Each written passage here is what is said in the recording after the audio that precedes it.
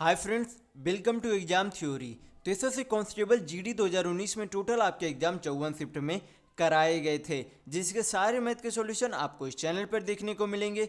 तो आज हम लोग इस वीडियो में 7 मार्च 2019 के शिफ्ट 1 के सारे मैथ के प्रश्नों के सॉल्यूशन इस वीडियो में देखेंगे। तो वीडियो के अंत तक जरूर बने रहिएगा। तो अगर आप इस चैनल पर नए हैं तो हमारे चैनल को सब्सक्राइब जरूर कर लें। ये हमारा सोशल मीडिया प्लेटफॉर्म है, आप हमसे यहाँ भी जुड़ सकते हैं। इसके लिंक आपको इस वीडियो के डिस्क्रिप्शन बॉक्स में मिल जाएंगे। और इस वीडियो को अपने दोस्तों के साथ शेयर करना बिल्कुल भी नहीं भूलिएगा। ये जो है टोटल आपके एसएससी कांस्टेबल जीडी 2019 के आपके इतनी शिफ्ट में आपके एग्जाम कराए गए थे, जिसके आपके 11 तारीख से लेकर के 6/3/2019 तक के आपके सारे मैथ के सॉल्यूशन आपको इस चैनल पर करा दिए गए हैं। तो सारे वीडियो आप हमारे चैनल के प्लेलिस्ट में जाकर देख सकते हैं। तो आज हम लोग इस वीडियो में 7/3/2019 के शिफ्ट 1 के सारे मैथ के प्रश्नों के सॉल्यूशन इस वीडियो में देखेंगे। तो चलिए बढ़ते आज के प्रश्नों की ओर। तो देखेंगे क्वेश्चन नंबर 1। यहाँ पर दिया गया है क्वेश्चन में कि स्थिर जल में एक नाव की गति 9 किलोमीटर प्रति घंटा है और धारा की गति 3 किलोमीटर प्रति घंटा है। तो बताइए कि धारा की प्रतिकूल गति और धारा की अनुकूल गति के बीच का अंतर कितना है। यानी कि जब नाव जो है धारा के साथ जाती है तब उनकी गति, और जब नाव धारा के विपरीत जाती है तब उनकी गति के बीच का अंतर यानी कि डिफरेंस आपको बताना है कि क्या है। तो यहाँ पर जो आपको पता होना चाहिए कि जब आपसे बोला जाए धारा के प्रतिकूल चाल, यानी कि धारा के विपरीत दिशा में जब कोई चीज़ जो है जा रही है तब उनका चाल क्या होता है।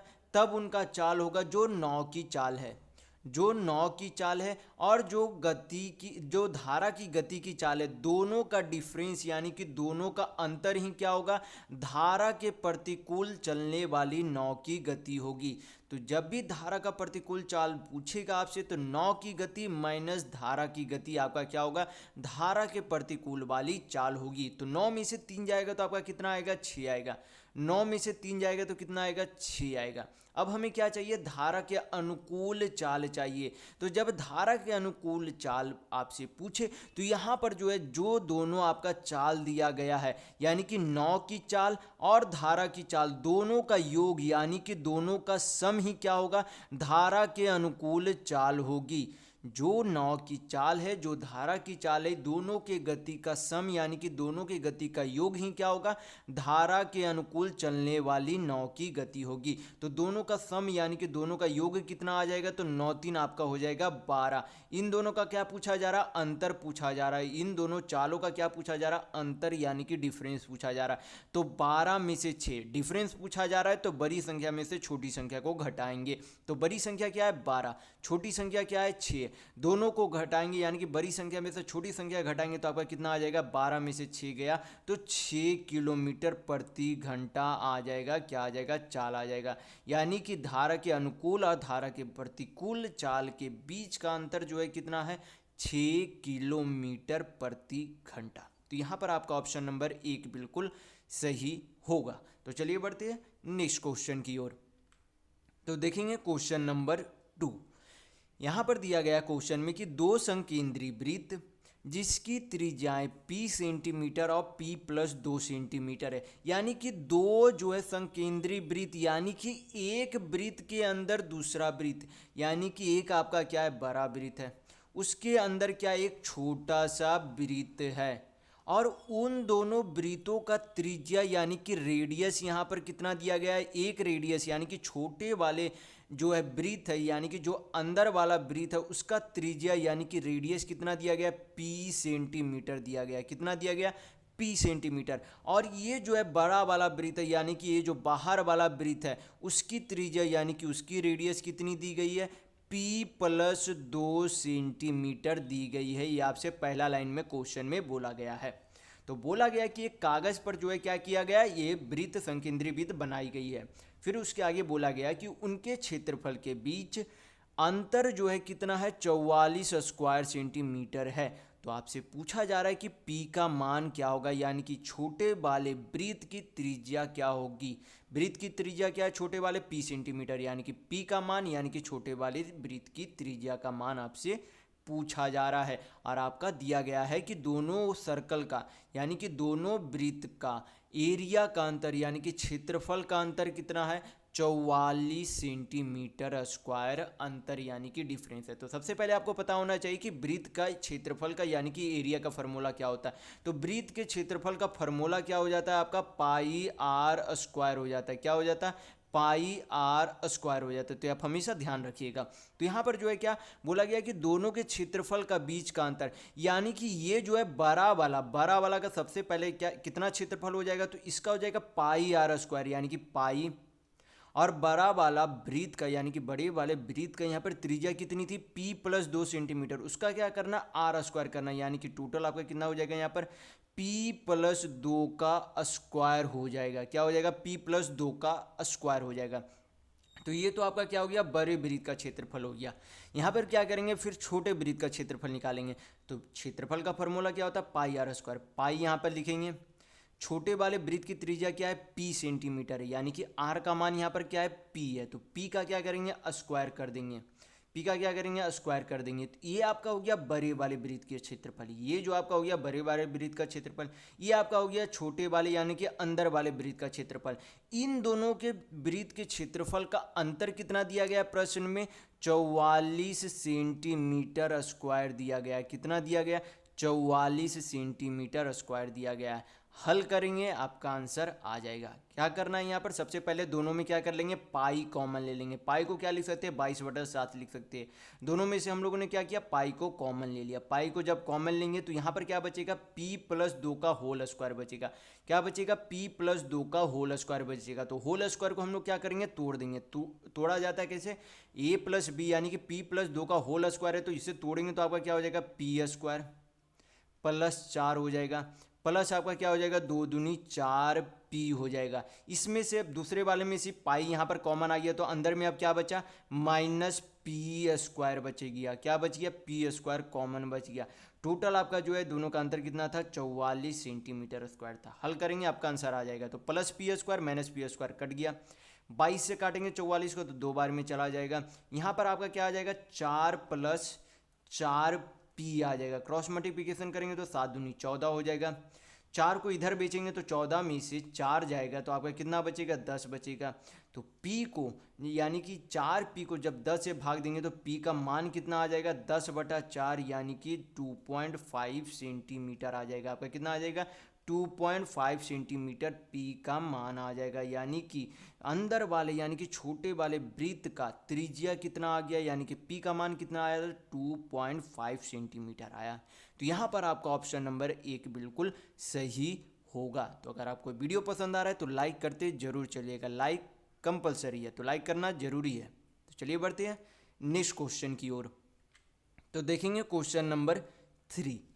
यहाँ पर क्वेश्चन में दिया गया है कि एक पाइप 20 मिनट में एक टंकी को भर सकता है, जबकि पूरी तरह से भरी टंकी एक छिद्र होने के कारण 28 मिनट में पूरी तरीके से खाली हो सकती है। यानी कि एक जो पाइप है वो भरने वाला पाइप है जो कि पूरी टंकी को 20 मिनट में भर सकता है, और एक जो अन्य छिद्र है वो जो है पूरी टंकी को 28 मिनट में खाली कर सकता है। ये आपसे क्वेश्चन में बोला जा रहा है। फिर आगे आपसे पूछा जा रहा है कि जब दोनों पाइप को एक साथ खुले हो तो टंकी को भरने में कितना समय लगेगा, ये आपसे पूछा जा रहा है। यानी कि एक भरने वाला पाइप भी खोल दिया जाए उस टंकी में और जो छिद्र है उसे भी खोल दिया जाए, तो दोनों मिलकर उस टंकी को कितने समय में भरेंगे। तो यहाँ पर क्या कर लेंगे, आपको मैं पहले वाली वीडियो में काफ़ी बार बता चुका हूँ कि टोटल वर्क बराबर आपका क्या हो जाता है, इफिशियंसी इनटू टाइम हो जाता है।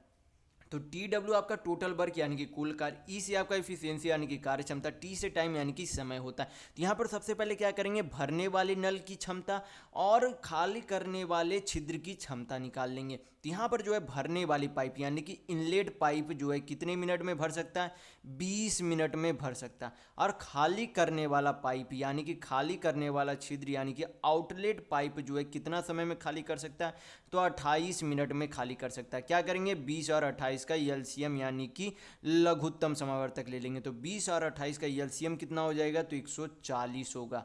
20 और 28 का एलसीएम यानी कि लघुत्तम कितना होगा, तो 140 होगा। 140 को 20 से भाग देंगे तो कितना आएगा, 7 आएगा।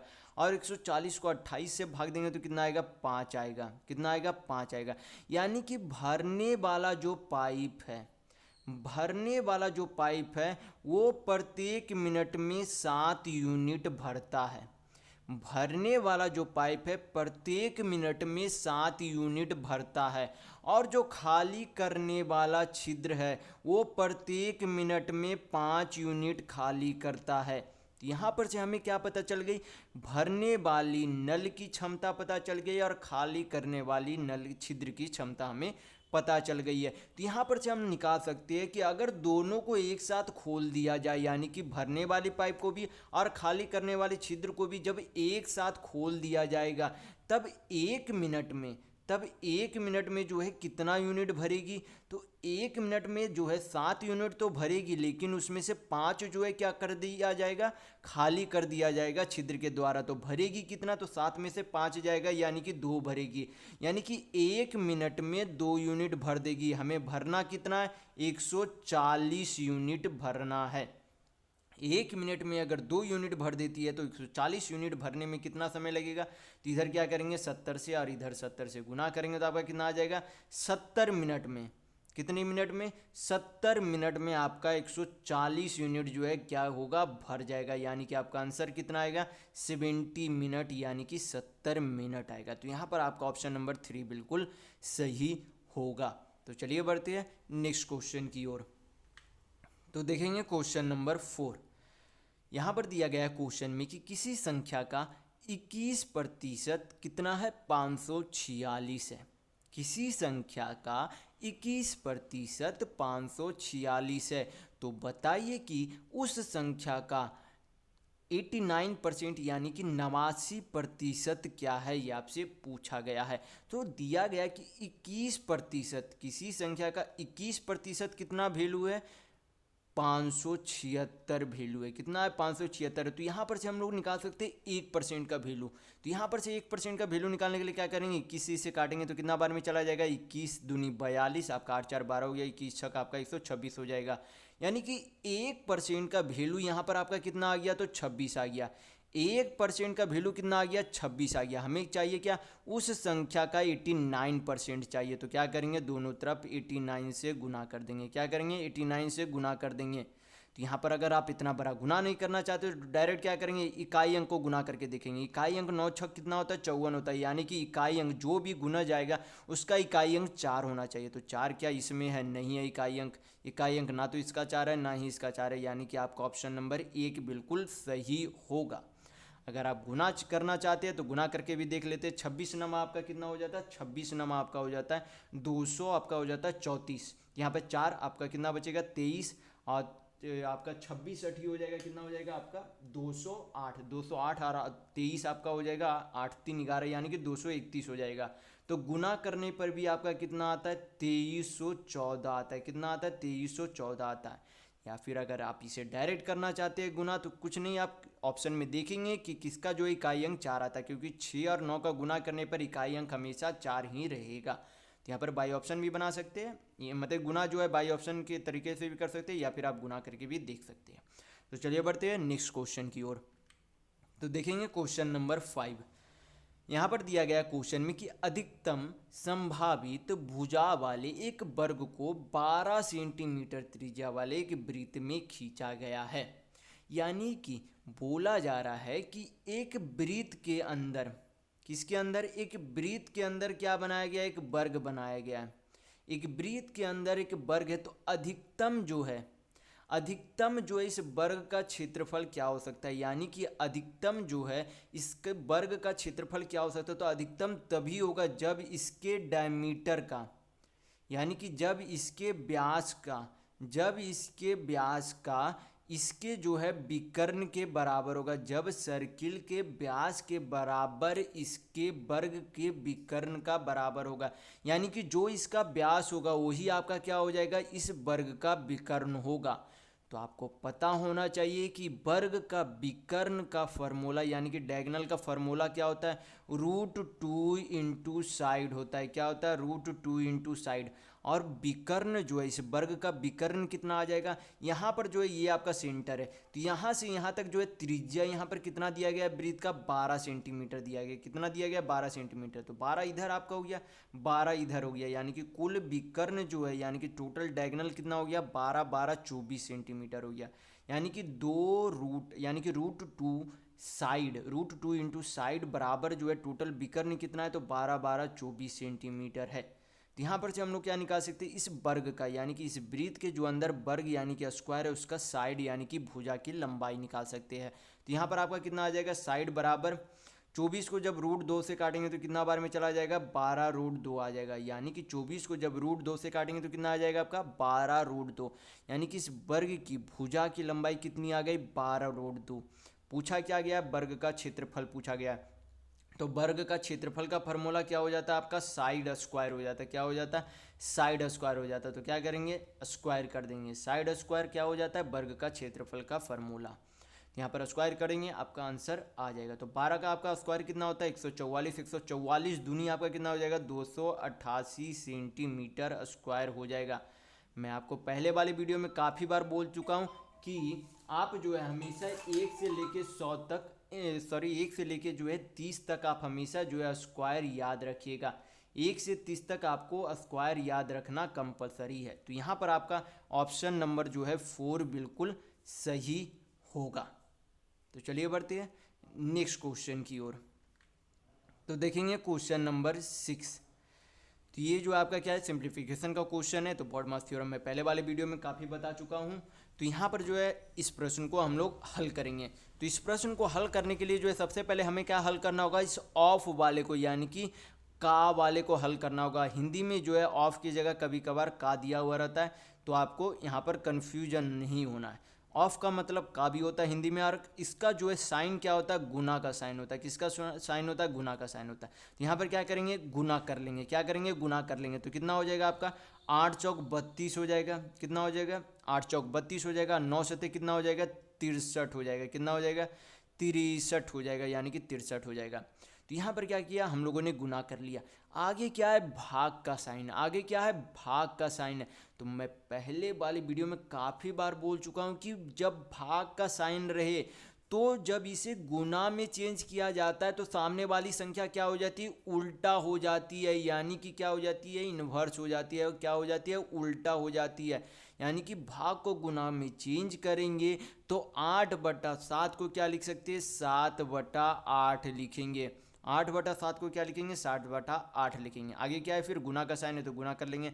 इन दोनों में क्या करना है, ऑफ है तो पहले इसे गुना करेंगे, तो हल कर लेंगे इसे। तो कितना हो जाएगा, 9 दूनी 18, यानी कि 20 इंटू 1 आपका कितना आ जाएगा, 20 आ जाएगा।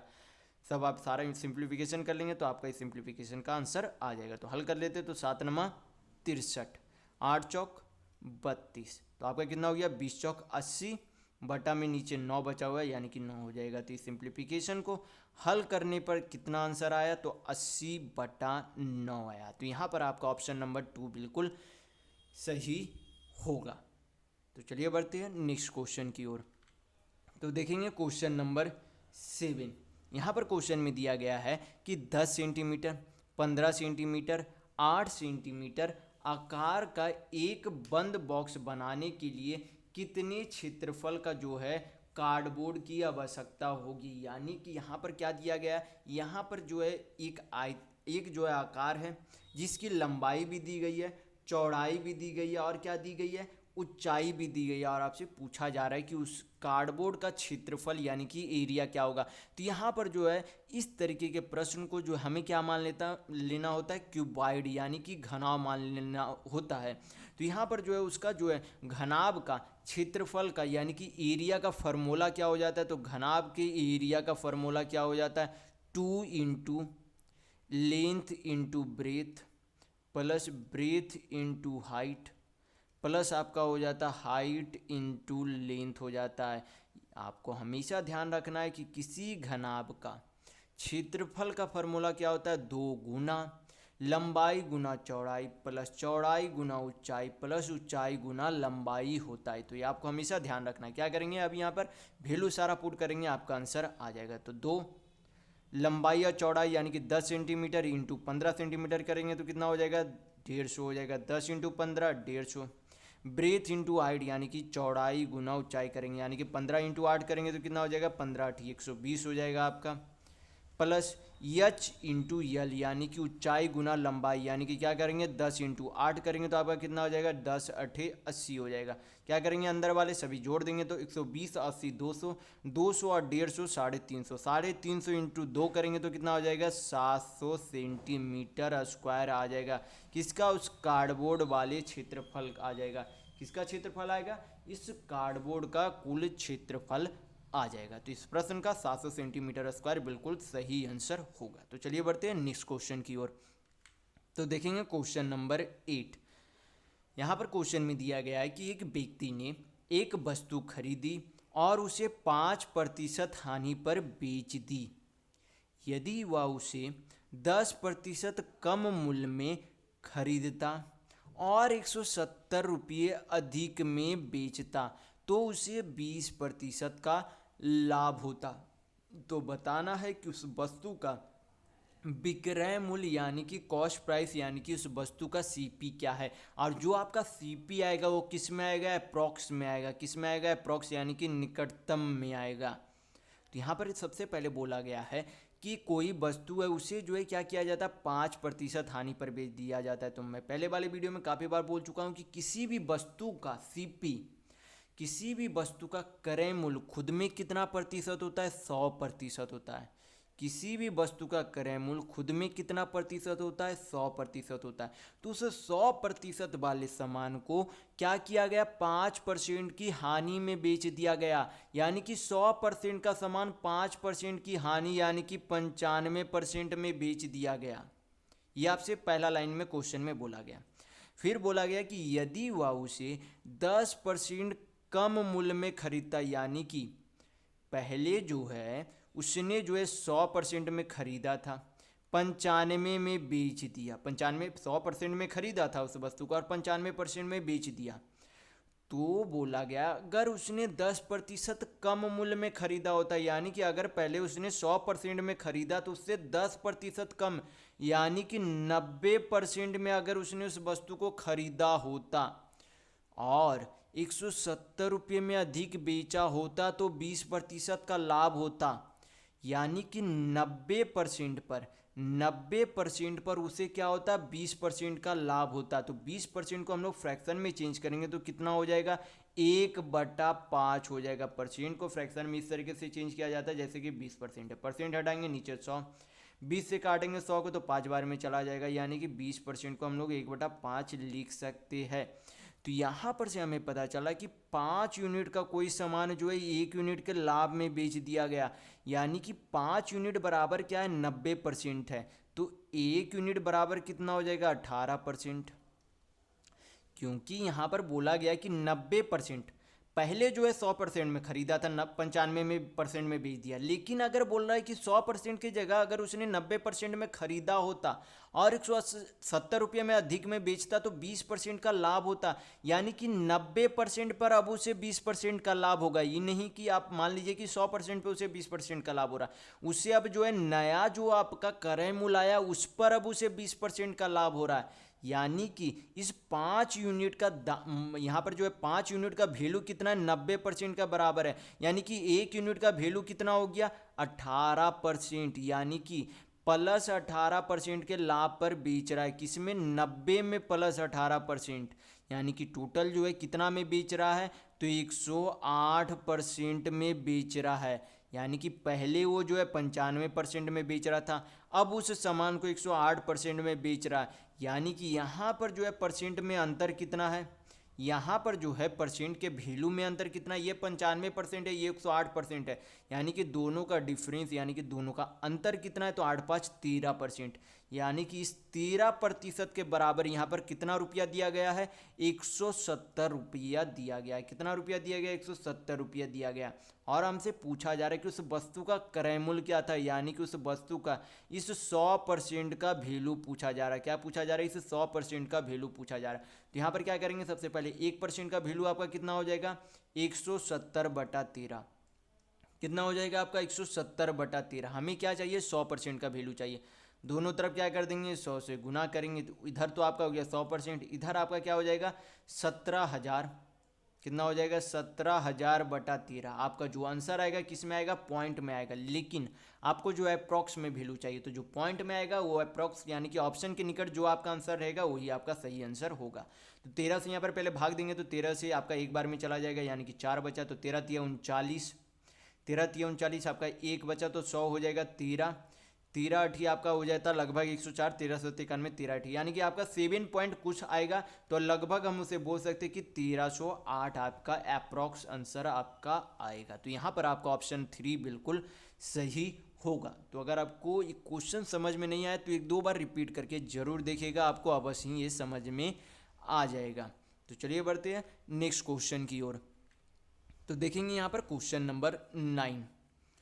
तो यहाँ पर ये जो आपका क्या है ग्राफ का क्वेश्चन है। ग्राफ में दिया गया है कि यहाँ पर जो एक शहर की जनसंख्या कुल कितनी है 8,000 है, और इसमें जो है अलग अलग जो है जनसंख्या दी गई है, जैसे कि मैं इसमें जो है टोटल जनसंख्या 8,000 है, उसमें से व्यापार जो है कितना करते हैं तो 60 डिग्री करते हैं, उद्योग 108 डिग्री करते हैं, सेवा करने वाले कुल में से 72 डिग्री, और कृषि जो है कुल में से 120 डिग्री जो है क्या करते हैं कृषि करते हैं। तो हम लोग देखेंगे कि क्वेश्चन में पूछा क्या जा रहा है। यहाँ पर क्वेश्चन में यहाँ पर आपसे पूछा जा रहा है कि सेवा और उद्योग क्षेत्र में काम करने वाले लोगों का क्रमशः अनुपात क्या है।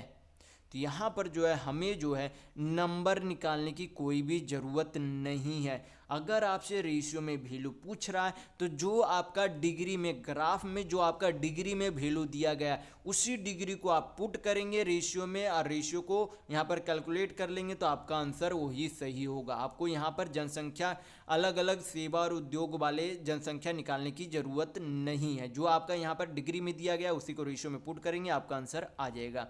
तो सेवा जो है कितना डिग्री करते हैं तो 72 डिग्री, और आपका उद्योग जो है कितना डिग्री करते हैं तो 108 डिग्री करते हैं। यहाँ पर कट रहा है तो काट देंगे, 36 दूनी 72 आपका कट जाएगा, 36 दिया आपका 108 आ जाएगा।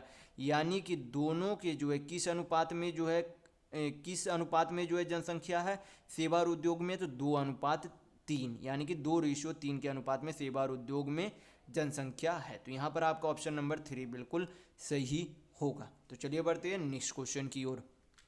तो देखेंगे क्वेश्चन नंबर 10।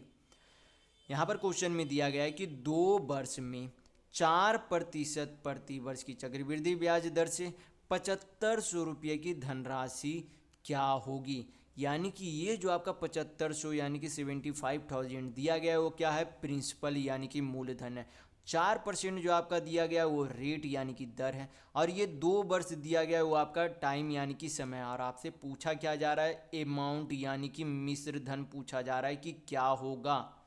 अगर अभी 7,500 रुपये है 4% की दर से उसे चक्रवृद्धि ब्याज पर लगाया जाता है, तो 2 साल के बाद हमें जो है यानी कि मिश्र धन के रूप में यानी कि उसे जो है कुल मिलाकर कितने रुपये 2 साल बाद वापस करने होंगे, अगर उसने अगर उस रुपये को कर्ज पर लिया है तो यहाँ पर जो है 7,500 रुपये क्या है प्रिंसिपल यानी कि मूलधन है।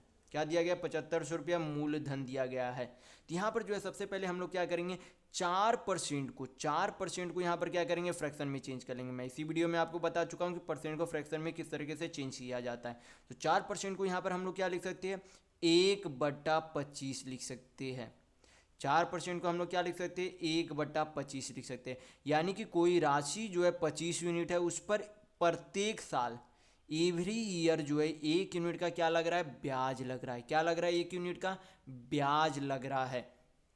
तो यहाँ पर जो है 7,500 रुपये में क्या होता है 7,500 रुपये की कोई राशि जो है पहले साल में कितना यूनिट था 25 यूनिट था, उस पर जो है 1 यूनिट ब्याज लगा। यानी कि 25 यूनिट की कोई राशि पर 1 यूनिट का ब्याज लगकर कितने यूनिट हो गए 26 यूनिट हो गए।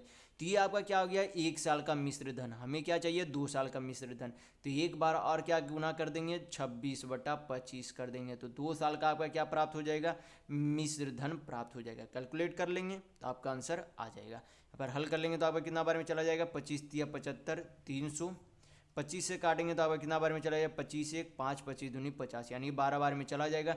26 का स्क्वायर तो 676 इंटू आपका कितना हो जाएगा 12 से गुना कर लेंगे तो आपका कितना हो जाएगा 12 6 72 2 7 12 7 84, 84 या 7 आपका हो जाता है 91, 9 12 6 72 और 9 आपका कितना हो जाता है 81। यानी कि टोटल आपका मिश्र धन यानी कि कुल अमाउंट, टोटल अमाउंट जो आपका कितना आ गया 8,112 रुपये। कितना आ गया 8,112 रुपये। तो इस क्वेश्चन का ये आंसर बिल्कुल सही होगा। तो चलिए बढ़ते हैं नेक्स्ट क्वेश्चन की ओर। तो देखेंगे क्वेश्चन नंबर 11। यहाँ पर क्वेश्चन में दिया गया है कि 30 व्यक्ति एक कार को 24 दिनों में पूरा कर सकते हैं, तो कार को 20 दिनों में पूरा करने के लिए कितनी और व्यक्ति की आवश्यकता होगी आपसे पूछा जा रहा है। तो आपको पता होना चाहिए कि टोटल वर्क बराबर क्या होता है मैन इंटू डेज होता है। यानी कि कुल कार्य बराबर आदमियों की संख्या इंटू दिनों की संख्या होती है। तो आपको हमेशा ध्यान रखना है। तो यहाँ पर जो है टोटल वर्क सबसे पहले निकालेंगे कि करना कितना काम है।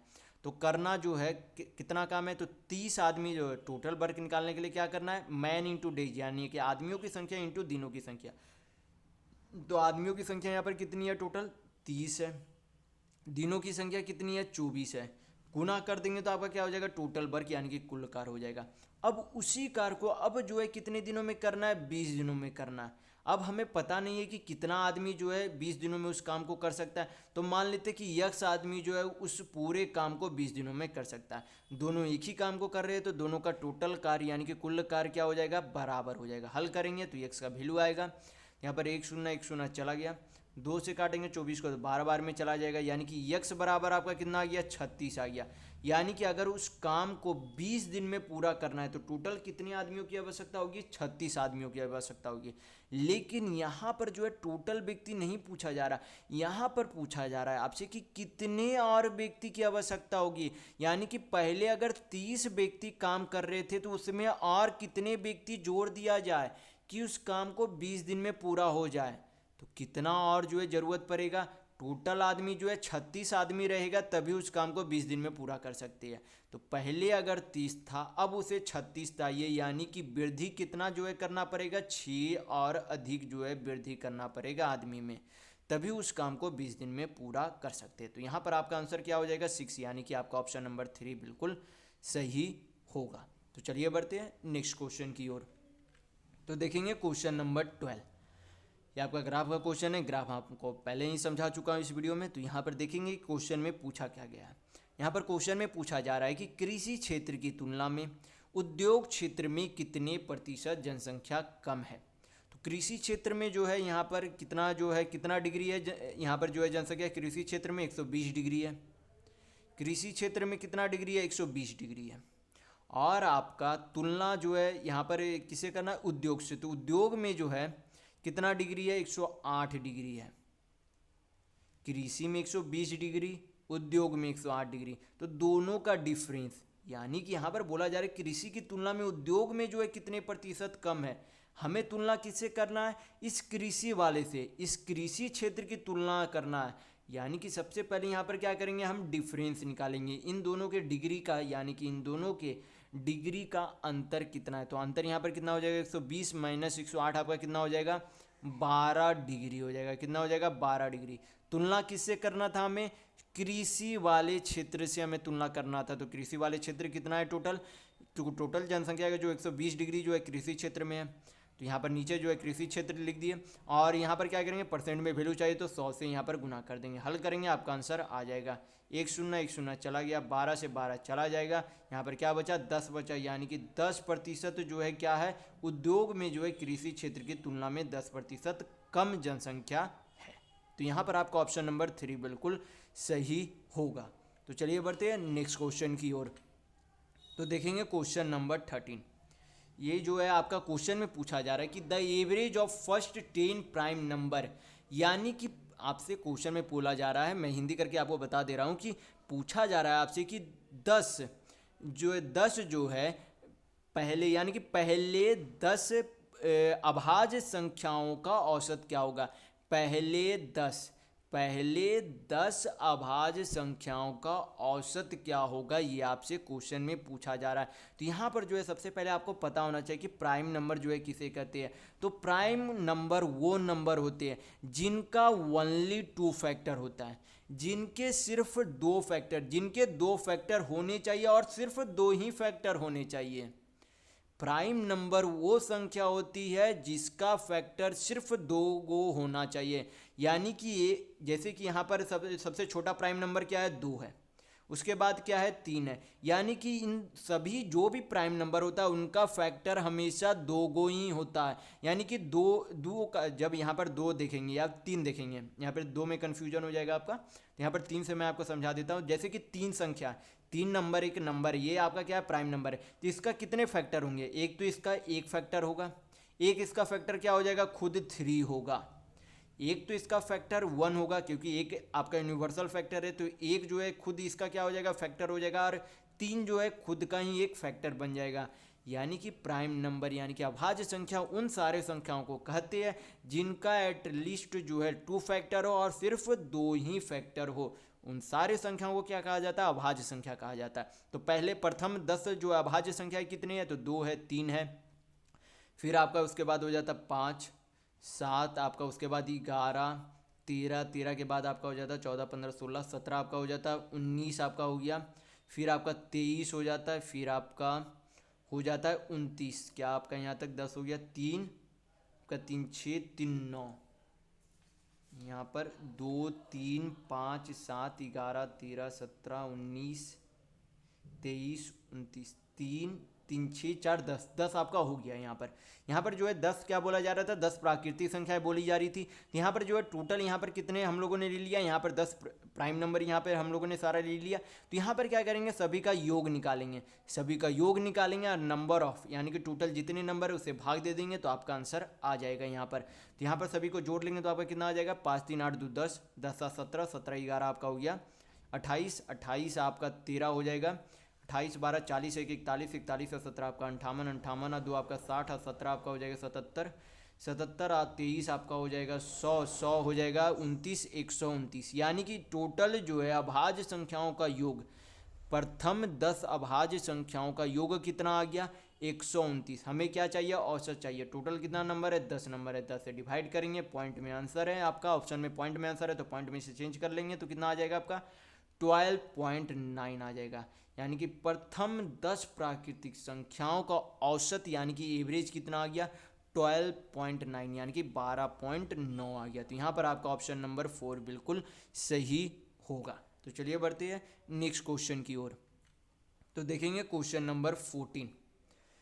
यहाँ पर क्वेश्चन में दिया गया है कि 500 को 2 भागों में इस तरह विभाजित करें कि उनका अनुपात जो है 5:3 हो। यानी कि एक संख्या यहाँ पर बोल दिया गया कि अनुपात के हिसाब से एक संख्या 5 यूनिट है और दूसरी संख्या जो है 3 यूनिट है, और उन दोनों संख्याओं का योग कितना दिया गया है, 500 दिया गया है। ये आपसे क्वेश्चन में इनडायरेक्टली बोला जा रहा है।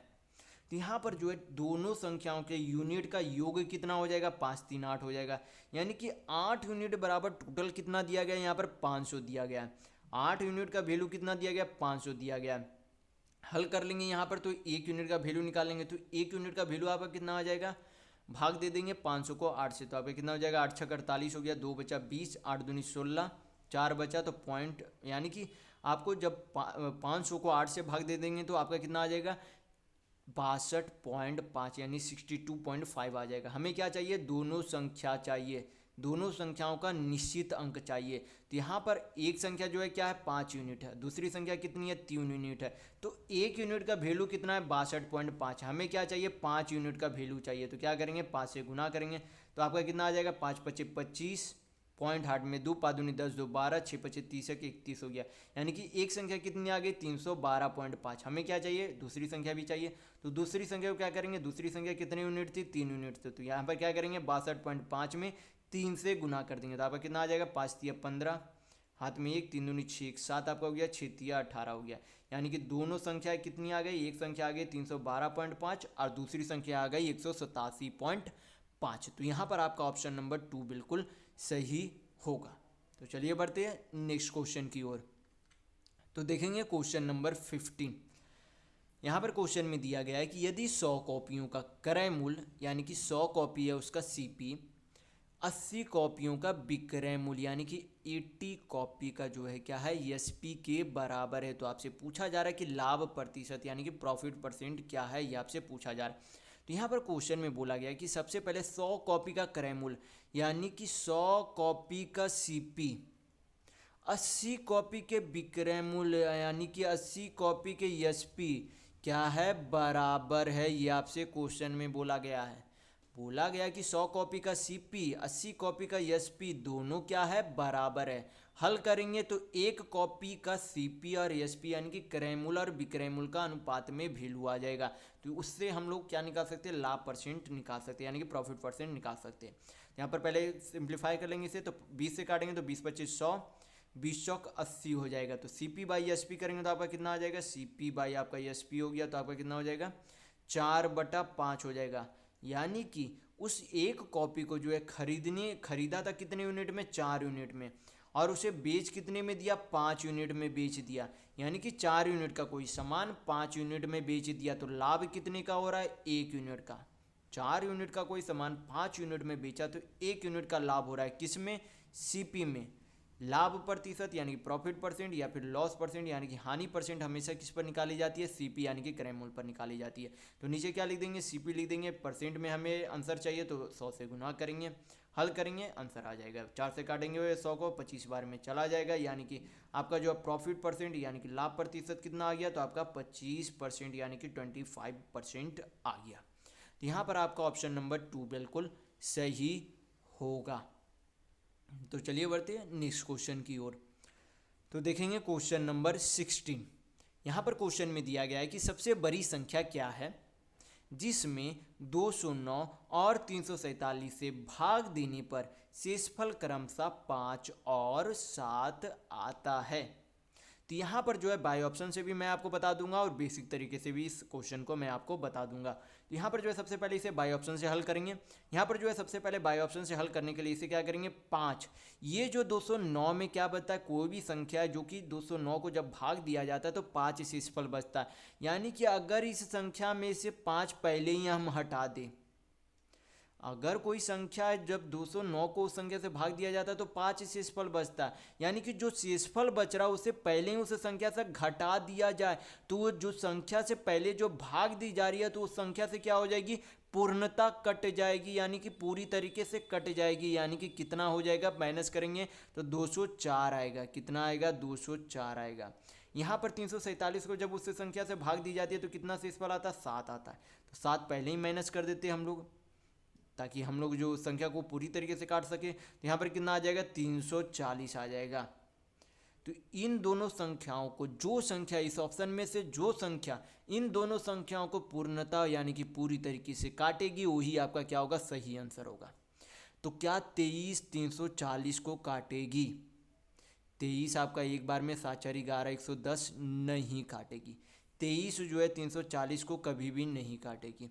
16 क्या 340 को काटेगी, तो 16 दूनी 32, 20 बचता है यानी कि 20 को नहीं काटेगी 16, यानी कि ये 16 से भी नहीं कटेगी। 19 क्या काटेगी, 19 से भी नहीं कटेगा क्योंकि 19 आपका हो जाता है 19, फिर आपका बचेगा 15 यानी कि 150, तो 150 भी जो है आपका 19 से नहीं कटेगा। तो एकमात्र संख्या जो कि 17 बचती है तो 17 से 340 भी कटेगा और 17 से जो है 204 भी कटेगी क्योंकि 17 एक बार में 3 बचेगा तो 17 दूनी 34, यानी कि आपका ऑप्शन नंबर 4 बिल्कुल सही होगा। तो ये तो आपका हो गया बाय ऑप्शन तरीके से। अगर आप इसे बेसिक तरीका से बनाना चाहते हैं तो इसी तरीके से पहले आप क्या करेंगे, माइनस कर देंगे, फिर क्या करेंगे, इन दोनों का HCF यानी कि महत्तम समावर्तक निकाल लेंगे। महत्तम जो आपका आएगा वही सही आंसर होगा। तो महत्तम निकालने का भी शॉर्ट तरीका क्या होता है, शॉर्ट तरीका होता है कि इन दोनों संख्याओं का जो भी संख्या दी गई है उनका क्या निकाल ले आप, डिफरेंस यानी कि अंतर निकाल ले। ये जो आपका क्या है HCF निकालने का शॉर्ट तरीका है। जो भी संख्या दी गई है उसका क्या निकाल ले, अंतर निकाल ले। तो जो आपका अंतर आएगा या तो वही संख्या क्या होगी, जो आपका अंतर आएगा, आपको यहाँ पर ध्यान से सुनना होगा कि जो इन दोनों संख्याओं का अंतर आएगा वही HCF होगी। अगर वो संख्या का वो HCF नहीं होती है तो वो HCF होगी जो उन संख्याओं का यानी कि इन दोनों का डिफरेंस जो आएगा उस संख्या का एक फैक्टर बनेगी। यानी कि मैं ये कहना चाह रहा हूँ कि इन दोनों संख्याओं का जो अंतर आएगा तो उस संख्या का, यानी कि उन दोनों संख्याओं का एचसीएफ वो हो सकती है, लेकिन अगर उन दोनों संख्याओं का वो एचसीएफ नहीं है तो वो जो है एचसीएफ कौन सी होगी, वो जो डिफरेंस आएगा उन्हीं का एक फैक्टर क्या बनेगी, इन दोनों संख्याओं का एक एचसीएफ बनेगी, यानी कि महत्तम बनेगी। तो इन दोनों का अंतर जो है कितना हो जाता है, डिफरेंस यानी कि अंतर कितना होगा, तो यहाँ पर दोनों का अंतर 135 हो जाता है। तो क्या 135 204 को काटेगी? क्या 135 204 को काटेगी? तो नहीं काटेगी, यानी कि 135 आपका एचसीएफ नहीं हो सकता। तो 135 का कोई फैक्टर, 135 का एक फैक्टर यहाँ पे जो आपका 5 भी बनता है, तो 5 से 204 नहीं कटेगी। 5 के बाद यहाँ पर आप जब देखेंगे तो आप 17 से जब आप देखेंगे इसे, यहाँ पर सॉरी 135 नहीं 136 होगा, 135 नहीं आपका यहाँ पर कितना होगा, 136 होगा। यहाँ पर आपका कितना है, 204 है, तो यहाँ पर आपका 135 नहीं 136 होगा। तो यहाँ पर जो है 17 से, तो यहाँ पर जब आप देखेंगे तो यहाँ पर जो है 17 जो है क्या है, 136 का एक फैक्टर है। क्या है, 136 का 17 एक फैक्टर है, और 17 जो है 204 भी काटेगी, 17 से जो है 204 भी कटेगी, और 17 से जो है 340 भी कटेगी, यानी कि इन दोनों संख्याओं का एचसीएफ कितना हो जाएगा, 17 हो जाएगा। तो ये जो है आपका शॉर्टकट तरीका हो गया एचसीएफ निकालने का। तो आप बाई ऑप्शन से बना सकते हैं या फिर इस तरीके से बेसिक तरीका से बना सकते हैं। तो चलिए बढ़ते हैं नेक्स्ट क्वेश्चन की ओर। तो देखेंगे क्वेश्चन नंबर 17। यहाँ पर क्वेश्चन में दिया गया कि स्थिर जल में एक जहाज की गति 5 किलोमीटर प्रति घंटा है तथा धारा की गति 2 किलोमीटर प्रति घंटा है। फिर बोला गया कि रोहन जो है 21 किलोमीटर की दूरी पर स्थित स्थान तक नौका विहार करता है और प्रारंभिक बिंदु पर वापस लौटता है, तो उसके द्वारा लिया गया कुल समय क्या है। तो यहाँ पर जैसे कि मैं आपको समझाने की कोशिश करता हूँ, जैसे कि एक जो है यहाँ से शुरू किया उसने चलना, रोहन ने जो है यहाँ से चलना शुरू किया नौका लेकर, ये जो है नदी है, यहाँ ए है, ए पॉइंट है, इधर बी पॉइंट है। एक नौका जो इधर से चलना शुरू किया, एक नौका जो है इधर से चलना शुरू किया, और धारा भी जो है क्या है, इधर की दिशा में ही बह रही है। धारा भी मान लीजिए कि इधर की दिशा में बह रही है, और इधर की दिशा में जो उसने चलना शुरू किया। तो अब जो है पहले जो है नाव की जहाज यानी कि जहाज की गति जो है कितनी है, 5 किलोमीटर प्रति घंटा है, और धारा की गति जो है 2 किलोमीटर प्रति घंटा है। यानी कि जब वो जा रहा था तो धारा की दिशा में जा रही थी। तो मैं इसी वीडियो में पहले वाले ही क्वेश्चन में बता चुका हूँ कि जब धारा की दिशा में कोई नाव जाती है तब जो है पूरी गति उस जहाज की गति प्लस धारा की गति उसकी कुल गति हो जाती है। तो यहाँ पर जो है जब वो जो है धारा की दिशा में नाव जा रहा था तब उसकी गति कितनी थी, तो 5 किलोमीटर नौका की चाल प्लस 2 किलोमीटर धारा की चाल, यानी कि कुल मिलाकर उसकी चाल कितनी थी, 7 किलोमीटर प्रति घंटा थी। फिर बोला गया कि उसने जो है किसी बिंदु तक बी बिंदु तक, मान लीजिए यहाँ पर जो है बी बिंदु तक गया, फिर वहाँ से क्या हुआ, ए बिंदु की तरफ उसने वापस भी आया। तो अब जो धारा की दिशा में चल रहा था पहले, अब जो है जब वापस आएगा तो धारा की विपरीत दिशा में उसे चलना होगा। तो जो नाव की पहले जो है जहाज की जो गति थी और धारा की गति थी, उन दोनों का अंतर क्या हो जाएगा, अब जो है उसकी नई चाल हो जाएगी। अब जो है जब धारा के विरुद्ध जब वो चलेगा तब उसकी चाल क्या हो जाएगी, जहाज की गति माइनस धारा की गति हो जाएगी। तो कितनी हो जाएगी, 5 में से 2 गई, तो 3 किलोमीटर प्रति घंटा। और दिया गया क्वेश्चन में कि इन दोनों के बीच की दूरी कितनी है, 21 किलोमीटर है। कितनी है, 21 किलोमीटर है। तो यहाँ पर से हम लोग क्या निकाल सकते हैं, समय निकाल सकते हैं। समय बराबर आपको पता होना चाहिए। इस प्रश्न का सबसे जो है मेन आपको याद रखना है कि समय बराबर क्या होता है, दूरी बटा चाल होता है। क्या होता है, समय बराबर दूरी बटा चाल होता है। हमें चाहिए क्या, समय चाहिए। तो गया जो है उसने कितना, 21 किलोमीटर, कितने की चाल से, 7 किलोमीटर की चाल से। समय बराबर क्या होता है, दूरी बटा चाल। दूरी कितना, 21 है, गया कैसे, 7 किलोमीटर। वापस भी आया होगा, अगर उसने 21 किलोमीटर गया तो वापस भी 21 किलोमीटर आया होगा ये पॉइंट पर पहुंचने के लिए। 21 किलोमीटर आया, कितने की चाल से, 3 की चाल से। पूछा क्या जा रहा, कुल समय। दोनों को जोड़ देंगे, हल करेंगे, आपका आंसर आ जाएगा। तो आपका कितना आ जाएगा, 7 तिया 21, 3 सते 21। तो टोटल कितना टाइम हो गया, 7 3 10 घंटा। कितना घंटा हो गया, 7 3 10 घंटा। तो यहाँ पर आपका ऑप्शन नंबर 1 बिल्कुल सही होगा। तो चलिए बढ़ते हैं नेक्स्ट क्वेश्चन की ओर। तो देखेंगे क्वेश्चन नंबर 18। यहाँ पर क्वेश्चन में दिया गया है कि एक वस्तु का अंकित मूल्य 900 रुपये है, लेकिन एक खुदरा विक्रेता इसे 40% की छूट पर खरीदता है और इसे 900 रुपये में बेच देता है। तो यहाँ पर पूछा जा रहा है कि खुदरा विक्रेता का प्रतिशत लाभ क्या होगा। तो यहाँ पर इस तरीके के प्रश्न में आपको यहाँ पर रुपये से कोई भी मतलब नहीं है। यहाँ पर इस तरीके के प्रश्न में आपको रुपये से कोई भी मतलब नहीं होना चाहिए। हमें क्या चाहिए, परसेंट में वैल्यू दिया गया है, परसेंट में वैल्यू निकालना है। तो रुपये में हमें कोई भी वैल्यू नहीं चाहिए, यानी कि रुपये से हमें कोई भी मतलब नहीं होगा इस तरीके के प्रश्न में। तो बोला गया है कि कोई जो है वस्तु है उसे 40% छूट पर खरीदा, यानी कि कोई भी वस्तु का मूल्य जो है पहले खुद में कितना होगा, 100% होगा। किसी भी वस्तु का मूल्य खुद में कितना होता है, 100% होता है, यानी कि उस वस्तु का पहले अंकित मूल्य 100% था। तो 100% का सामान कितने में खरीदा, 40% की छूट पर खरीदता है, यानी कि उसने जो है 100% का सामान 40% की छूट में, यानी कि कितने में खरीद लिया, 60% में खरीद लिया। 100% का कोई सामान था, 40% की छूट उस पर मिली, यानी कि 100% का सामान 40% की छूट पर उसने 60% में खरीद लिया। और बोला कि उसने जो है 900 रुपये में, पहले बोला गया कि रुपये में 900 में खरीदा और 900 में ही बेच दिया, यानी कि 100% का सामान 60% में खरीदा और वापस उसने उस सामान को 100% में बेच दिया।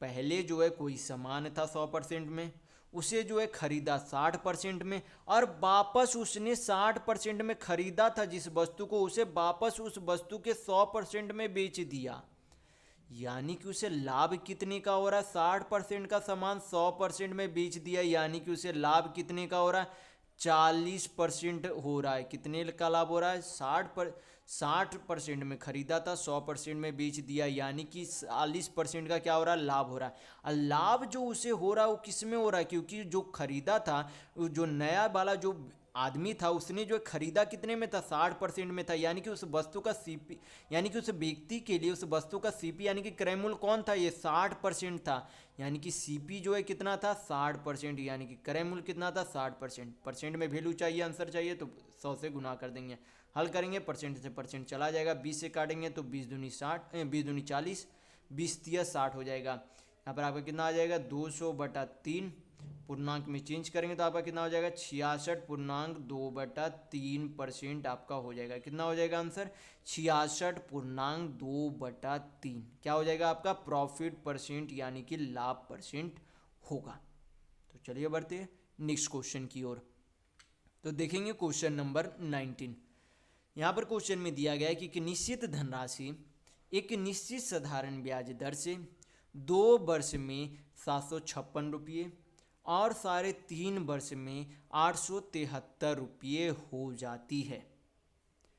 कोई धनराशि है, यानी कि कोई जो है प्रिंसिपल है, कोई जो है मूलधन पी है, 2 वर्षों में अमाउंट यानी कि मिश्र धन कितना हो जाता है, 756 रुपये, और 3.5 साल में कितना मिश्र धन हो जाता है, 873 रुपये मिश्र धन हो जाता है।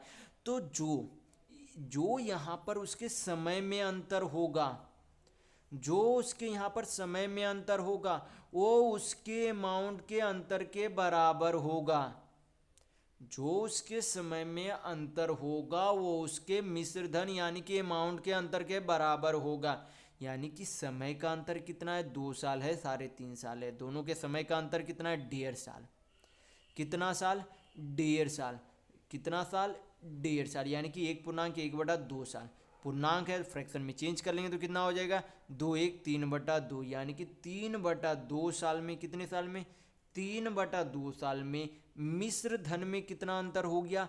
तो मिश्र धन में अंतर यहाँ पर निकालेंगे, 873 माइनस 756 करेंगे तो आपका कितना आ जाएगा, इधर आपका हो जाएगा 44, 4 3 7 7 4 11, यानी कि 3.5 साल में कितना रुपये जो अधिक हुआ अमाउंट, 117 रुपये।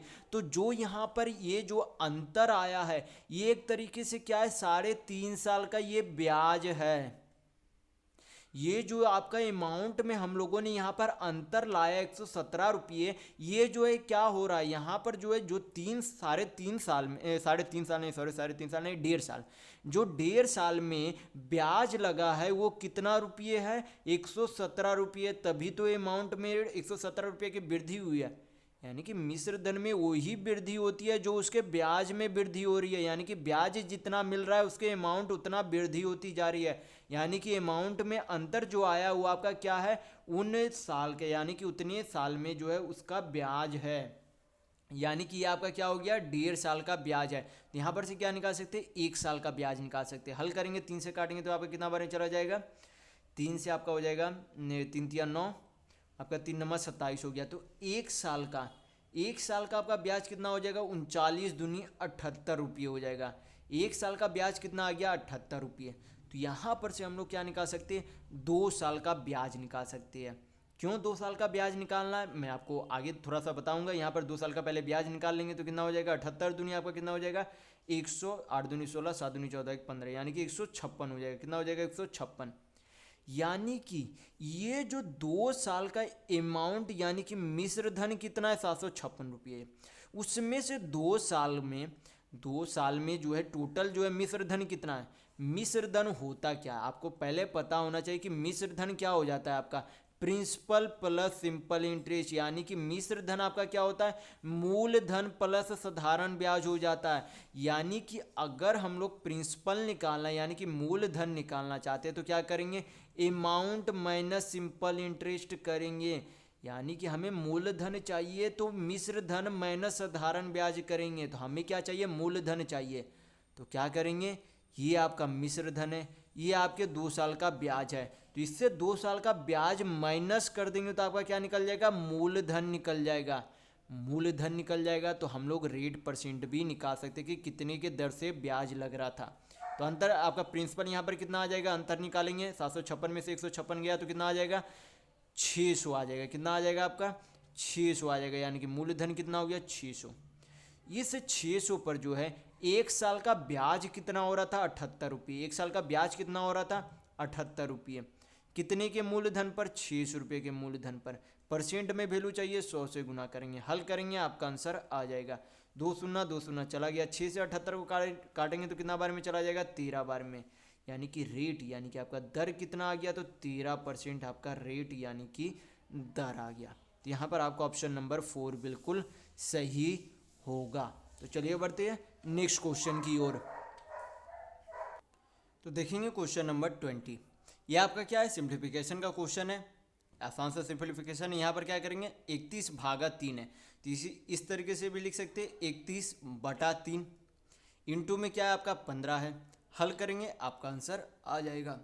यहाँ पर क्या करेंगे, 3 से 15 को काट लेंगे तो आपका कितना बार में चला जाएगा, 5 बार में चला जाएगा। यहाँ पर क्या करेंगे, यहाँ पर 31 × 5 करेंगे तो आपका 5 5 तिया 15, यानी कि टोटल सिंप्लीफिकेशन का हल करने पर आपका आंसर कितना आएगा, 155 आएगा। यानी कि आपका ऑप्शन नंबर 3 यहाँ पर बिल्कुल सही होगा। तो चलिए बढ़ते हैं नेक्स्ट क्वेश्चन की ओर। तो देखते हैं क्वेश्चन नंबर 21। ये आपका क्या है, इस तरीके से यहाँ पर जो दिया गया एक इक्वेशन तरीके से यहाँ पर दिए गए, यहाँ पर पूछा जा रहा है कि x और y का अनुपात यानी कि x रेशियो y का वैल्यू क्या होगा। तो यहाँ पर क्या निकाल सकते हैं, x और y का अनुपात निकाल सकते हैं। तो यहाँ पर क्या करेंगे, क्रॉस मल्टीप्लिकेशन कर लेंगे। तो 23 को 8x + 3y से गुना करेंगे। तो 23 को 8 से गुना करेंगे तो आपका कितना हो जाएगा, आपका हो जाएगा 100 आपका हो जाएगा 84x प्लस आपका हो जाएगा 23 × 69y बराबर आपका हो जाएगा 25 × 100x। इसको जो है 25 को क्या करेंगे, नीचे से गुना करेंगे, 4x + 5y को। तो 25 × 100x आपका हो जाएगा प्लस 25 25 125y हो जाएगा।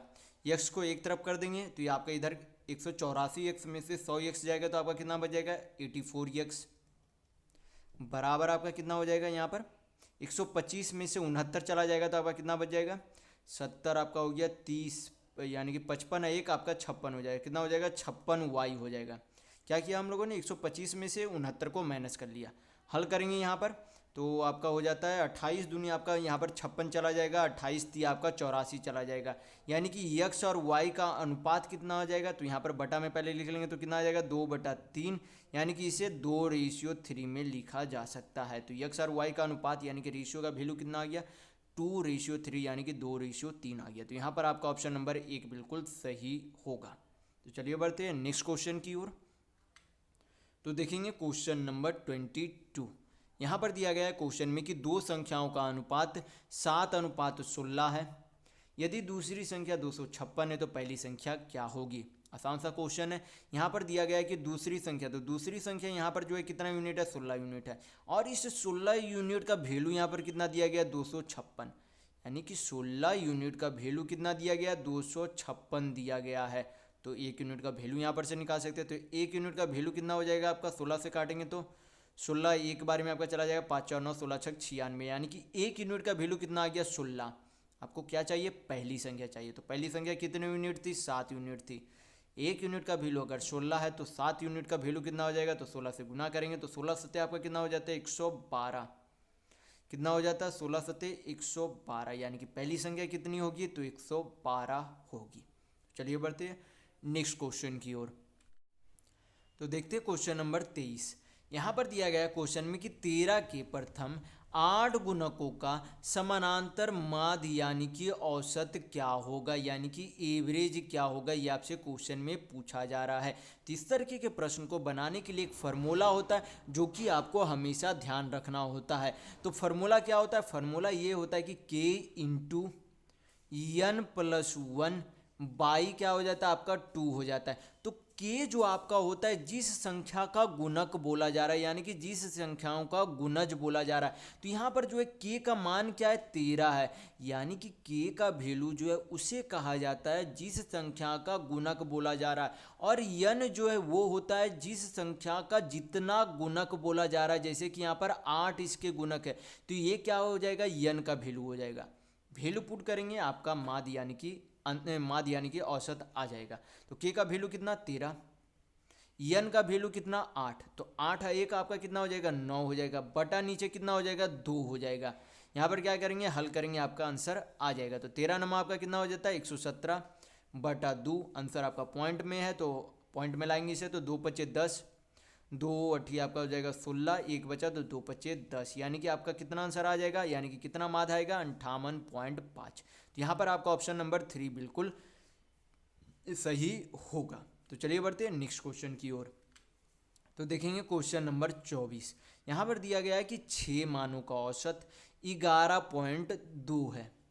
6 मान यानी कि 6 संख्याओं का औसत कितना है 11.2 है।